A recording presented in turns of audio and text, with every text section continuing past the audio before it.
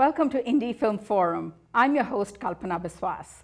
My guest today is Ralph Vituccio, an award-winning independent filmmaker, interactive media creator, and faculty member at the Entertainment Technology Center at Carnegie Mellon University, where he teaches storytelling and new media. He is also adjunct faculty at Pittsburgh Filmmakers and a recreational blues musician. His interactive training CDs on racism and teaching conflict management skills have won national and international educational media awards. And a film on performance, The Living Art, won an Artist Distinction Award in Berlin. His films about servicemen returning from Iraq and shipbreakers in India are noteworthy. I'm happy to introduce you to Ralph Vituccio today.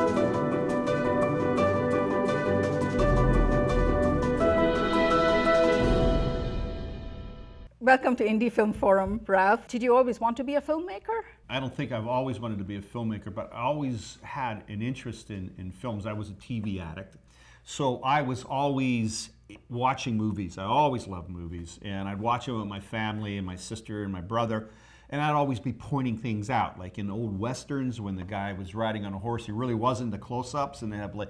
And I'd say, he's not really riding a horse. And then they'd cut to a long shot with someone on a horse, and they'd say, yes, he's riding a horse, look. And they'd cut to a close-up, and a fan would be blowing their hair. So I always had an interest in that world, in how they created reality. And I was always interested in photography, and I worked professionally as a photographer for a number of years, and then gradually started getting into, I found my photography starting to try to tell stories.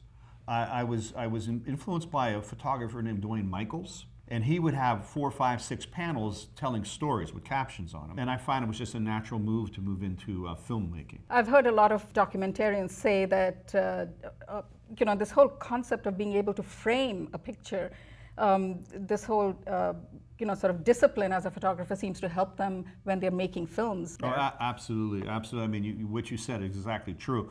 It just teaches you the world's within the frame, within the confines of the frame. And how do you compose that world so everything's either symmetrical or asymmetrical, so your eyes are drawn to certain parts, certain things in the frame, whatever. But it does teach you that, exactly. It's a good precursor to move into film. So at the Entertainment Center, you're also teaching new media. The core class I teach is visual storytelling. So the classes I teach are they're not filmmakers so much. They're computer scientists, engineers, media people who want to get into video games, in entertainment theme park kind of stuff. But so what I teach them is basic visual aesthetics, composition, movement, how you control a viewer's eyes and where you want them to look at in the frame. So I teach them those sort of basic things, which apply to video games as well as film. And I also teach a class called Mediated Narrative, which is a class that looks at narrative from traditional literary form and how it changes form from when it's realized through various media. One obvious example is literature to film. Another example is to video games. Another example is to video art. So how does that work? And now the new thing is interactive documentary work, and the new term is transmedia, which is a really buzzword, more like a cross media. How do you create an experience where you're using social network, social media, with film and the web, and making interactive, so you can enter a story through various entry points. Explain that a little more. How is it interactive?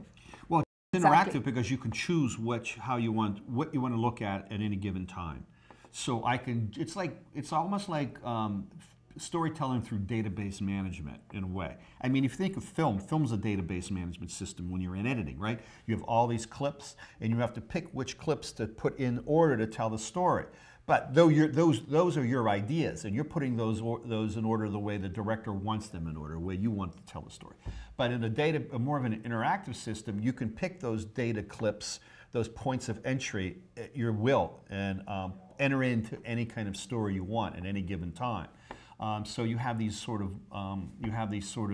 interactive modes that you can explore a story. You're not like stuck in a linear representation of it. For instance, if you had your film on servicemen, which we will be seeing a little further down the road, if I wanted to, you have an interview with Chris Hondras, for instance, the famous conflict photographer. In your film, if I wanted to know more about Chris, then I could then go to Chris and then sort of deep dive into his life. You're absolutely right. You're absolutely right. In fact, I have put a proposal in the Tribeca has this new media fund where you can put in, what they're doing is funding new media, funding interactive documentaries, interactive storytelling, now even virtual reality with Oculus Rift and using VR to tell stories.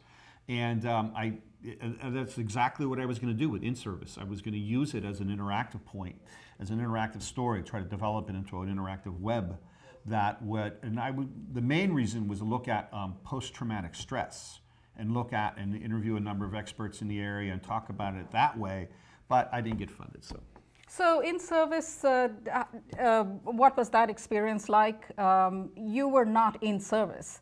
You had not been to Iraq. No. So you got all of this information. I was approached by a Bricolage Theater Company. Mm-hmm. Jeff Carpenter and Tammy Dixon, really close friends of mine, wonderful people. And they do really interesting work. They do. They're always pushing it. They're always pushing it. They're always pushing the envelope a little bit. They're doing really cool work. So they came to me, and they had this idea. Jeff and Tammy had secured a grant to do a multimedia performance piece on returning Iraqi vets from this Pittsburgh area. So what they wanted to do was have live performance with actors and live soldiers reading from diaries or in some poetry, and mix it with a media component, 3 screens.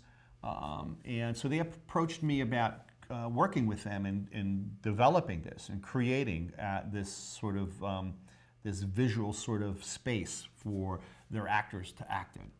So we did that, and it was a 3-screen episode. It was 3 screens. We showed it at the Harris Theater for 2 weekends, but it was very ephemeral. It required a lot of equipment, a lot of real people, both actors and soldiers, their time doing these performance things. So it went away.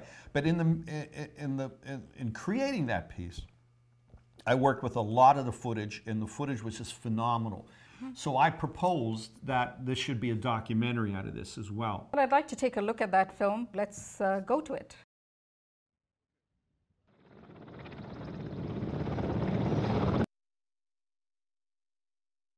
I was going around this one big hole. I only had to go about 15 feet. Just go in front of this big hole and boom.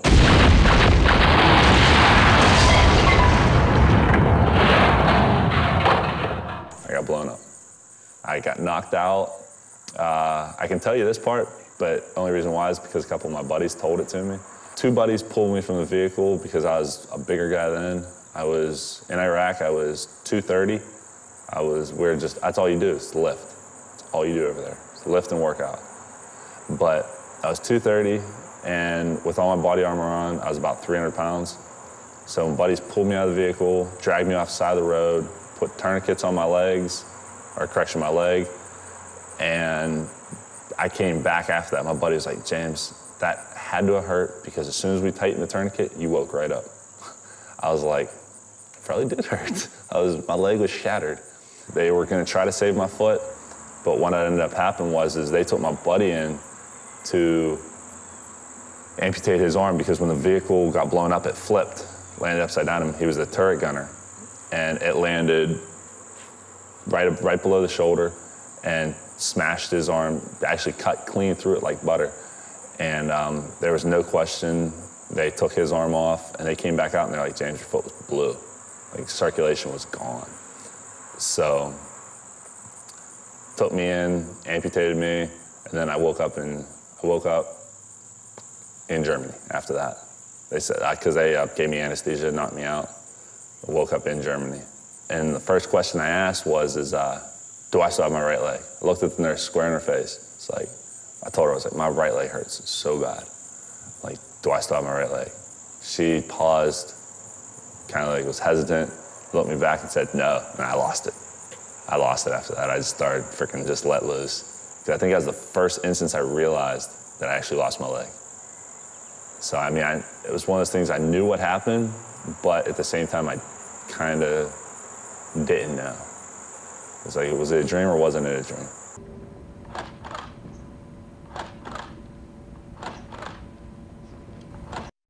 You say the word hero, that's weird. People say stuff like that to me, and I'm like, I didn't do nothing.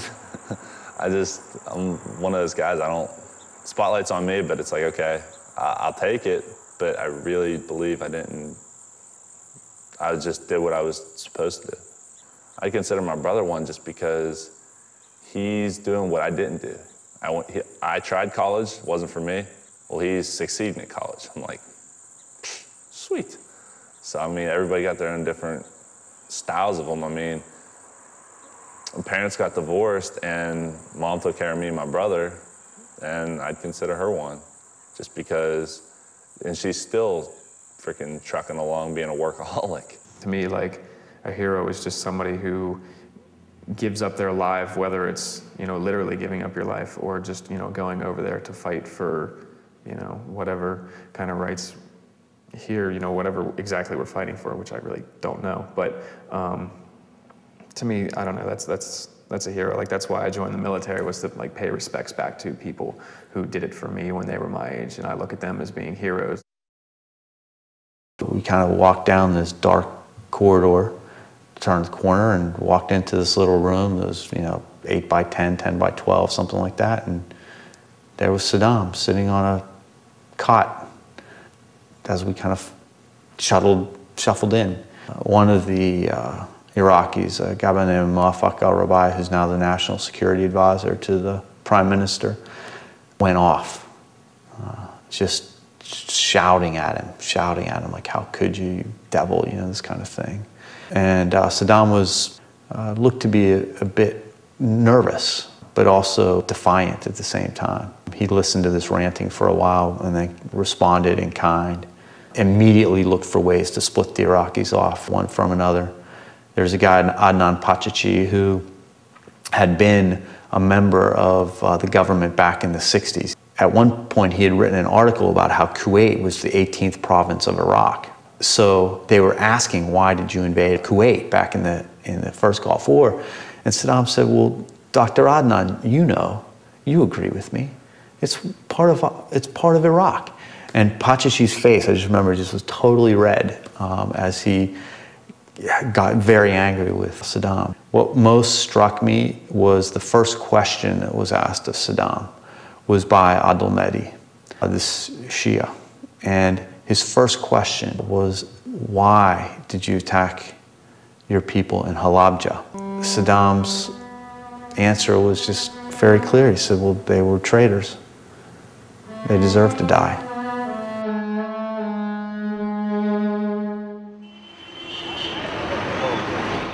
Now, I've spent a lot of time in Iraq, and I can tell you that American culture and Iraqi culture are very different things. The things that drive us are not the things that drive them in a broad cultural perspective. That doesn't make them any better or worse, it just makes them different. And it just makes our cultures not naturally interested in each other. So I think that factors into it as well. This must have been a really intense experience for you, sort of delving into the lives of these servicemen. What did it do to you as a filmmaker? I don't know if it really did anything to me as a filmmaker in any kind of, changed me in any way, other than just trying to really tell their story and trying to get, trying to pick those moments out in all the interviews, those moments of truth, those moments of uncertainty in some of these soldiers too, as well, because we have the national press shows always, you know, rah, rah, go get them, you know, these servicemen are heroes. And you know, I guess they are heroes in some way, but so many of these young men and women really did not know why they were there. And we still don't know why they were there. I would juxtapose that with, there was one fellow who was a sniper. And now with American Sniper movie being out, it's in the news a lot. But this one fellow was telling the story about how he was shooting these snipers. He's shooting these people putting in you know, bombs, putting bombs in. And he was saying how he missed this one guy, and he ran behind a light pole, shot again, and missed it. And he was so upset with himself because he's been shooting a gun ever since he was 6 years old. He's a terrific marksman, and he just was so upset of himself that he missed these guys. And then all of a sudden he shot and killed this guy, and he felt so much better for killing this guy. And a lot of people said, "Oh man, how crass, how hard, that's cruel." But you know, on one hand, this is the kind of fellow I wanted to be in a foxhole with. You know, if this is the kind of fellow I want to have my back in a war situation. So war is ugly. War is not a pretty place, and you can't use a lot of politically correct attitudes when talking about war and talking about what goes on in the moment where life or death is at stake. And what was incredible to me, these are ordinary men and women in extraordinary situations. I totally agree with you, because I remember from my experience of filming in Afghanistan as well that you know, values get completely scrambled. You just don't know what is right and wrong anymore. Thereafter, you went to India to film another film completely foreign to you, an area, Shipbreakers. I had a long time worked with another professor at Carnegie Mellon by the name of Paul Goodman. He had this series called The Changing Nature of Work. And we would interview people who were from all kinds of levels of work, a waitress in a diner, a university president, a stone carver, a musician, someone working in a steel mill, a neonatal nurse transitioning from old school ways to new technology. And he used these in his class because he taught, he was teaching unions, organizations, organizational behavior. He approached me about this idea of shooting Shipbreakers, and he wanted me to go in with him and direct it with him and write the script with him, which I was excited to do. I had heard about shipbreaking. I had seen a lot of photographs of this business, and it was like, whoa, this is incredible. Unfortunately, halfway through the production, Paul, he had some health issues. He had a stroke and he passed away. So it was left in my hands, and actually Tom Clancy's hands too, who was another person working, co-director with us. And we went to India and shot for 2 weeks. We went to China and shot in China. I didn't go to China. Tom was in China. And also we shot in Brownsville, Texas, because in Brownsville, Texas, the United States is also breaking ships apart, mostly naval ships. And the U.S. used to do this business in Norfolk, and they were shut down in the early 70s probably. There was a huge explosion. Several people died. And it wasn't regulated. Now they've started it back up, but on their OSHA regulations. So what was the whole process of filming in countries that you're not familiar with? Well, what were the challenges of doing that? Huge challenges. The biggest challenge, I'd say, we had an Indian crew on the ground who was a producer, functioned like a producer. But in this business with Shipbreakers, they're really, and the ARDs, the owners, were really suspicious. One of the things we had to agree with when Paul made the contact with the initial Shipbreaker owners was this was not going to be an expose of their business. But when we got there, it was pretty interesting how things would work. We would sit outside of a shipyard and the producer would go in, the Indian producer would go in to clear the path, and then he'd come storming back out and say, "No, we got to go. Let's go to another shipyard. We're not allowed in here now." And he goes, I said, "But these people agreed." And they go, "Well, no, they changed their mind." We go to another shipyard, and we get in, and we were shooting for maybe 20 minutes, a half an hour, and then we got to go. They kick us out. So it was like you never knew what was going on. The other biggest challenge, huge challenge, and it would really hurt the production, was we also hired an interpreter, someone who could do the interviews. It was a young guy. He wasn't a kid, he was a young man. Paul Goodman had done a lot of extensive Skype calls with him, teaching him how to interview people. But I'm shooting the interviews, but you know, I can't speak Hindi or Gujarati, so I didn't know what was going on. So when we got back and had everything translated, some of the interviews could have been much, much, much better. They weren't, and interviewing is a technique, is a skill. And it's hard to do good interviews. You have to really know what you're doing. And this young gentleman really just kind of, you know, just asked questions, they answered, asked the next question, went through a list. And we missed so many really, really opportunities to get some really deeper material. So was that different when you were in China? Well, I didn't go to China. I wasn't on a China shoot. Tom, my other co-director, was. And the China shoot was a total catastrophe. We had also had interpreters there as well. And we were, after we'd shot, we had Tom asked to go to another yard because we were only allowed to be in one yard. So they went into another yard and they were confronted by some thugs threatened with hammers coming after them. And the owner, there was one yard that was done very clean. It was a very clean yard. It was done OSHA, you know, with OSHA regulations. Everyone wore protective gear. But right next door was another yard owned by the same owner that was totally like, you know, women with babies strapped to their back pulling asbestos out, wearing just those little sort of masks you can get at Kmart's, you know. So when we shot that, the owners then, after we came back, and they cut it out. They said, no more shooting, you guys, you know, leave. And so when they got back to the States, the Chinese government sent us a notice, cease and desist. You're not allowed to use any of the footage. Oh. So we didn't use any of the footage. In India, Tom, who was a short fellow with a bald head, some of the Indian owners thought he was a Chinese spy, because the Indian yards and the Chinese yards are in competition for the world's biggest ships. So let's watch a clip from the film.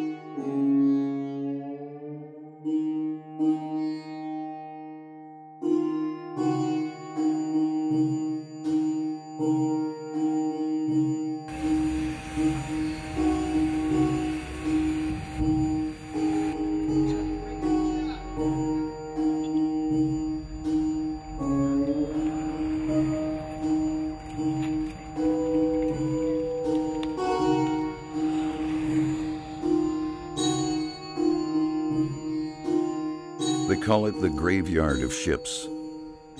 Over 100 ocean-going vessels lined up side by side along a 10-mile stretch of smoky beach.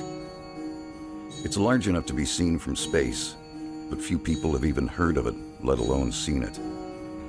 With their immense hulls exposed, keels sitting on shifting sands, the ships look as if they could easily topple over at any moment. The yards here in Alang recycle over half of all ocean-going vessels salvaged around the world. In most shipyards, one expects to see piers, dry docks, and specialized machinery. Here, ships lie beached on tidal flats waiting to be torn apart with torch in hand by thousands of migrant workers. This is one of the most dangerous industrial sites in the world. The workers face numerous risks to their safety, such as fires, explosions, or falling steel plates, and they lack basic protective equipment. Exposure to toxic waste for many will result in long-term illness or early death. The environmental impact of breaking ships this way has also been devastating. These beaches were once pristine, but toxic waste from the breaking process have severely impacted local agriculture and fishing industries. Yet shipbreaking has become a booming business for a few privileged shipyard owners in less developed countries such as India, Pakistan, and Bangladesh. The process begins when a ship owner sells the vessel to a cash buyer, who then sells it to a shipbreaking yard. Once the sale is finalized, the ship, cargo-free, heads to this beach at Alang, where it is run aground at high tide. It's the tides that make this part of the coast so effective for shipbreaking. Basically, owners want to sell their vessels, who are the ship owners. These cash buyers are there here, who buy these vessels, and they deliver it here. It's a one-time buying, and if your buying is good, automatically the whole deal will be good. Benefit of this industry is that it doesn't require any power. Then electric power, any type of energy. Basically, it's totally based on labor. That is a plus point of this industry.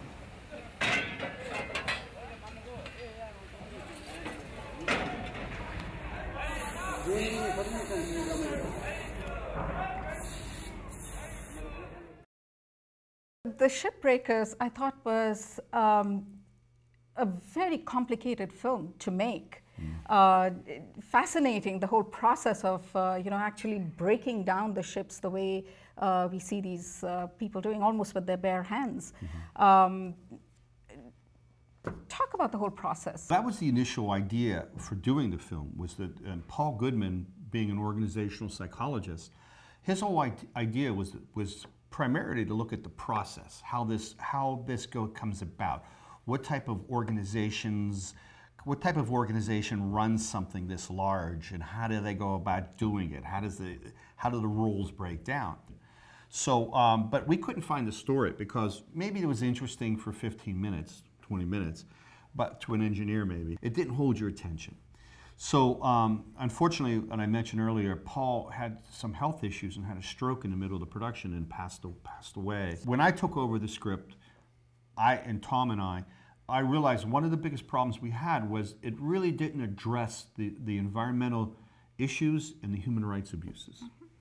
And, but again, Paul wanted Paul's promises to the owners as he was not going to do an expose, because they had Greenpeace going around there posing as other entities, but yet then doing exposés on the business. And the business is incredibly dirty and dangerous for these people, and they get paid nothing for the most dangerous work in the world. If they're not killed on the job or maimed on the job, they'll die years later from PCB poisoning, lead poisoning, asbestos, all kinds of stuff.